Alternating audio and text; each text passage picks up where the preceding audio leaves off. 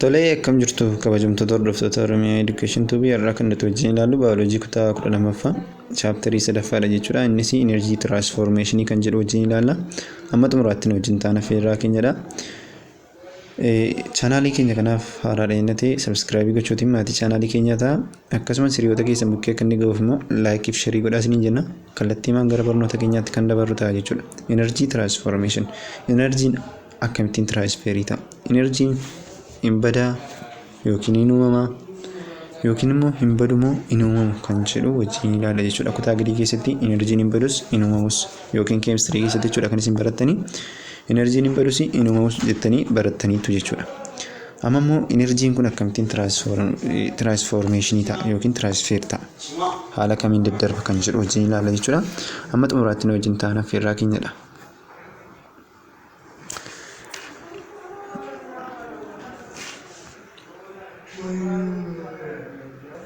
Isin chaaptarii kana akka xumurtaniin wantoota isin beekuu qabdan warreen kanadha jechuudha.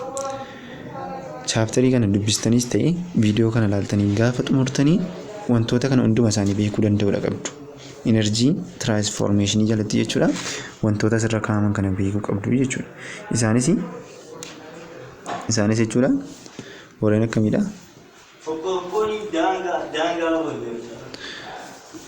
Isaanis at the end of this unit student will be able to discuss the process of energy transformation in cell.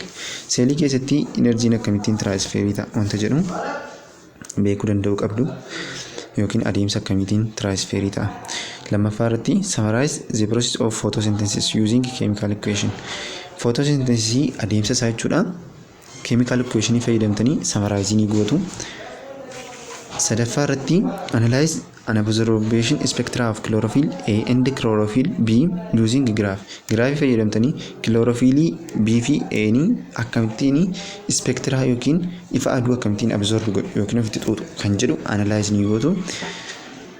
Afuraffaa irratti discuss the mechanism as to how carbon dioxide is fixed in carbon 3, carbon 4 plant and CAM plants.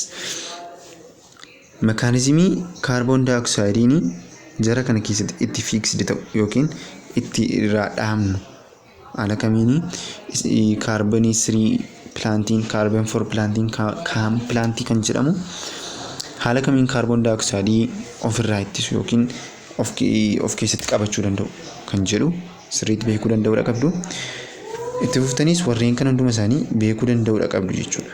Warreen kana beektan taanaanii qormaata tiraansii paartii kana keessaa kan bahu persentii 50 ni deebistu jechuudha. Warreen kana beektaniinaan itti dabaltaniis wantoota isin beekuu qabdan ni jira. Isas itti fufnee wajjin ilaallaa jechuudha.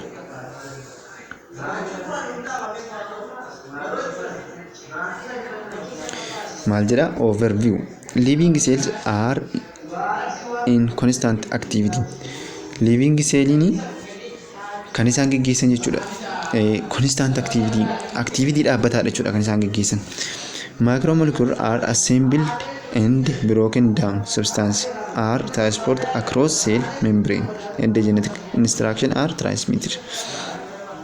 Macromolecules warreen jedhamanii macro warreen jedhaman jechuudha. Micro sun taane macromolecules warreen jedhamanii assemble walitti ta'u yookiin walitti qabatu. Deebi'anii immoo maal ta'u broken down ta'u jechuudha. Macromolecules warreen jedhaman warreen akkamiiti? Warreen akka proteinii fa'aati jechuudha. Carbohydrate warreen kana maal jenna? Macromolecules jennee waamna. Warreen kun gaa al ta'u assemble walitti ta'u deebi'anii immoo break down ta'u. Kana booddee substance isaanii seelii keessa maal ta'a? Seelii keessa maal ta'a? Transported ta'a jechuudha. Seelii keessa transported ta'a. Kunis eessa keessadha? Cell membrane keessadha jechuudha. Genetic instruction are transmitted. Akkasumas genetic instruction isaallee maal ta'a jechuudha? Transmitted ta'a. Daddarba jechuudha. Iddoodhaa iddootti daddarbaa jechuudha. All of these cellular activity require energy. Yeroo itti kanatti gaa substancein kun iddoodhaa iddootti gaafa transportii ta'u genetic instructioniin kun gaafa transmitii ta'u maal barbaada? Energy barbaada jechuudha. Energy barbaada. Warreen kanaanii cellular activity jenna. Cellular activity kun immoo maal barbaadu? Energy barbaadu jechuudha. Living organisms are uniquely in that they are extract energy from their environment and use it to carry out life activities such as movement, growth and development and reproduction. Maal jedha? Living organismiin energy kan biraa barbaadu. Maal gochuudhaaf? Environment isaanii irraa fi akkasumas jireenya guyyaa guyyaa isaanii gaggeeffachuudhaaf. Kanas maal ittiin godhu? Movement ittiin gochuuf, growth guddina ittiin dabaluuf, development reproduction wal horuudhaaf warreen kana kanaaf maal barbaadu? Energy dabalataa barbaadu jechuudha. Fakkeenyaaf nuti gaafa nyaata nyaannu energy haala haaraa ofitti fudhachaa jirra jechuudha. Energy kan biraa ofitti fudhachaa jirra jechuudha. Kanas maal gochuudhaafi? Movement qaamni keenya akka sochii taasisu, fakkeenyaaf namni yeroo dheeraatu nyaatiin ture sochii socho'uu kan dandeenye ni beektu. Akkasumas growth guddinaaf, developmentidhaaf akkasumallee wal hormaataa fi maaltu ni barbaachisa? Extra energy ni barbaachisa jechuudha. But the basic question is how living organism or their cells extract energy from their environment. Garuu gaaffii guddaan asitti basic question jechuudha. Living organism yookiin organismoonni kan biroo illee akkamittiintu energy extract godhu, environment isaanii irraa akkamittiin energy extract godhu kan jedhudha jechuudha. And how cell use this energy to synthesize macromolecules. Akkasumas immoo seeliin akkamittiintu energy kanatti fayyadamee macromolecule synthesize gochuu danda'a yookiin qopheessuu danda'a. The answer to this question lie in the enzyme mediate chemical reaction that take place in living things jedhee tuufa jechuudha. Peejii kan biraarra jira. Deebiin kana enzyme mediateedhaan yookiin gargaarsa enzymeetiin jechuudha kan chemical reaction keessatti jechuudha. Living organism keessatti kan ta'udha jechuudha. Gargaarsa enzyme mediateetiin jechuudha. Itti fufee maal jedha? In metabolism, series of chemical reactions are taking place in the cell of organism. These reactions may aid in the transformation of energy from one form to another cell. Metabolism kan nuti jennu gosoota lama jira. Anabolism fi katabolism kan jedhutu jira. Paartii itti aanu keessatti wajjin ni ilaalla. Warreen kun gaa series chemical reactionidha. Kanii seelii organismii tokko keessatti kan raawwatan jechuudha. Chemical reaction ittiin energy formii tokko irraa gara formii biraatti ittiin daddarbudha jechuudha. Metabolism jennee kan nuti waamnu jechuudha. Itti fufee maal jedha? 3.1 irratti jechuudha. 3.1 irratti maal jedha itti fufee? Energy jedha. Kan nuti argannu energy jechuudha. Kan nuti argannu energy dha. Akkuma ammas ni kaasi metabolism bakka lamatti qoonnee ilaaluu ni dandeenya. Bakka lamatti qoonnee ilaaluu ni dandeenya jechuudha. Inni tokko akkuma argaartanii anabolismidha. Inni kan biraa katabolismidha jechuudha. Anabolism is a set of reaction involved in the synthesis of complex molecule starting from the small molecule inside of the cell an organism. Anabolism kan nuti jennu complex molecule gaafa maal godhu synthesize godhu. Eessarraa small molecule irraa gara complex molecule itti gaafa jijjiiru maal jennee waamna? Anabolism jennee waamna. Anabolism afaan biraatiin maal jechuudha? Ijaaruu jechuudha. Ijaaruu jechuudha. Anabolic reaction help in the building of macromolecule like protein, nucleic acid, polysaccharides. Anabolic reaction kuni building macromolecule dhaaf nu gargaara jechuudha. Akka isaan build up ta'an, akka isaan of ijaaraniif nu gargaara jechuudha. Kanaaf asirratti kan isin qabattanii anabolism jechuun maal jechuudha? Set of reaction small molecule transfer to synthesis of complex molecule yookiin immoo small molecule irraa gara complex molecule itti jijjiirudha jechuudha. Geessaa jechuudha inni kuni.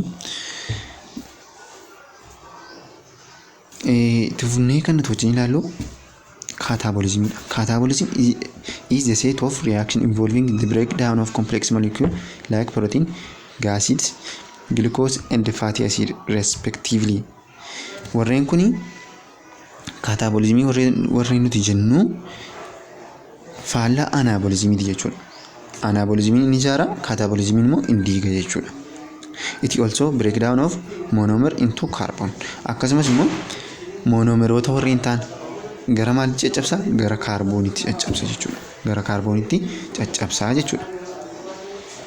The main difference between anabolism and catabolism is that anabolism is constructive process whereas catabolism is destructive process. Akkuma namas ni kaaseen anabolismiin kan maal godhudha? Kan construct godhudha yookiin kan ijaarudha.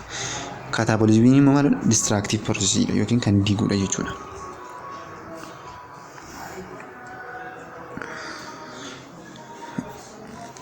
Asitti wanta fi tokko maaludha? Metabolism jechuudha. Metabolism is the sum of chemical reaction that take place within each cell of an organisms.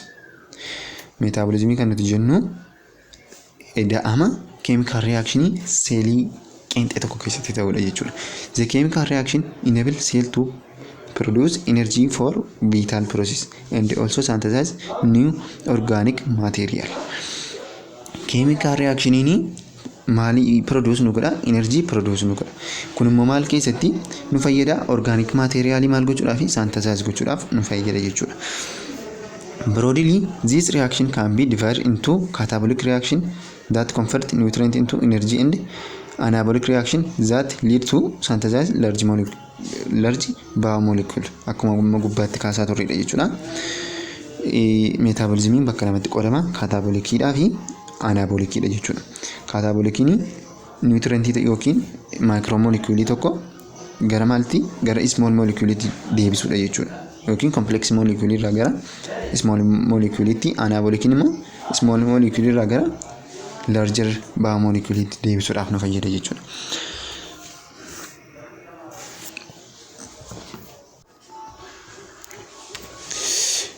Kun egaa comparison anabolikii fi catabolic pathway gidduu jirudha.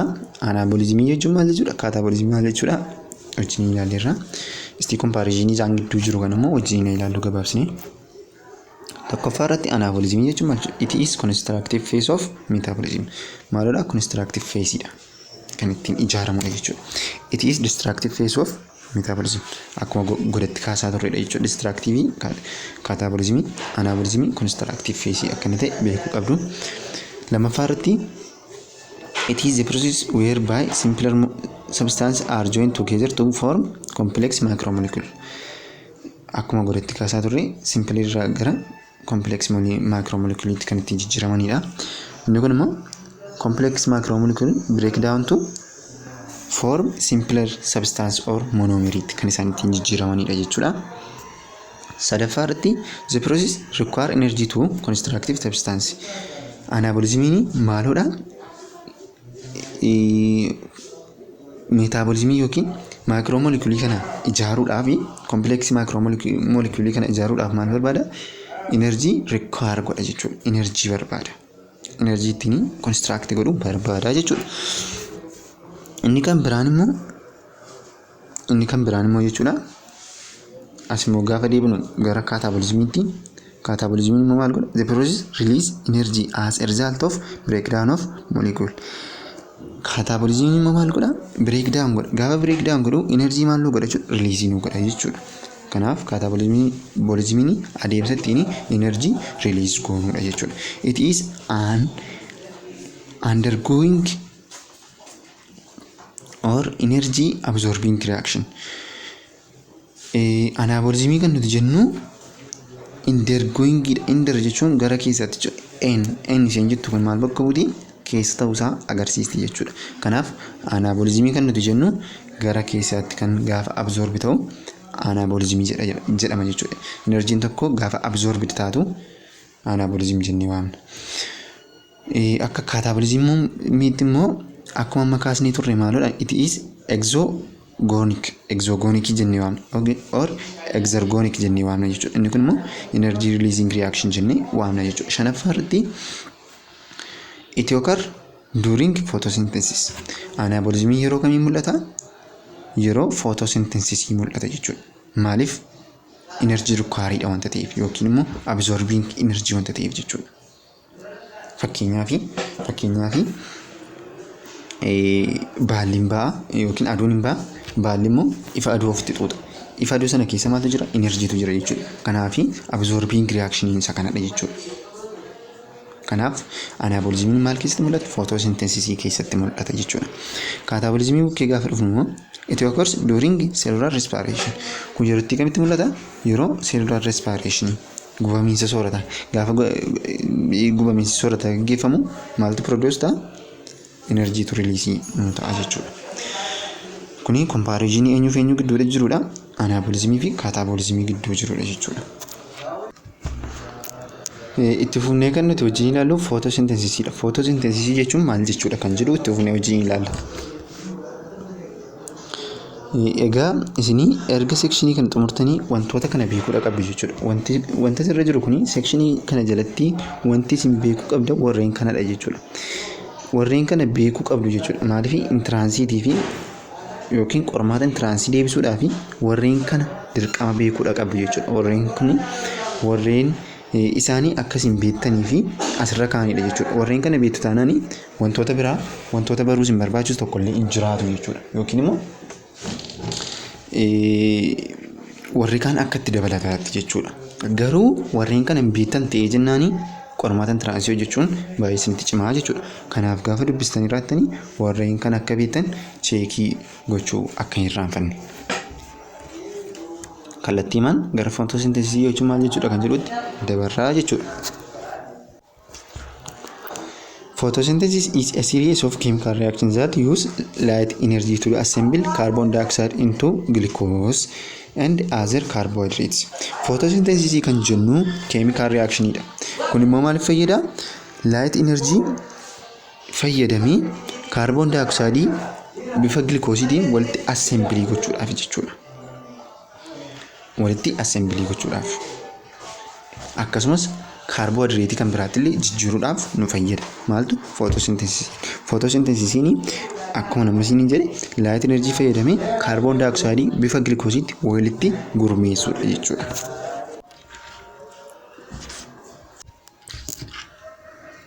The plant uses water in the process and release oxygen gas as byproduct. Yerootti kanatti pilaantiin maal fayyadama?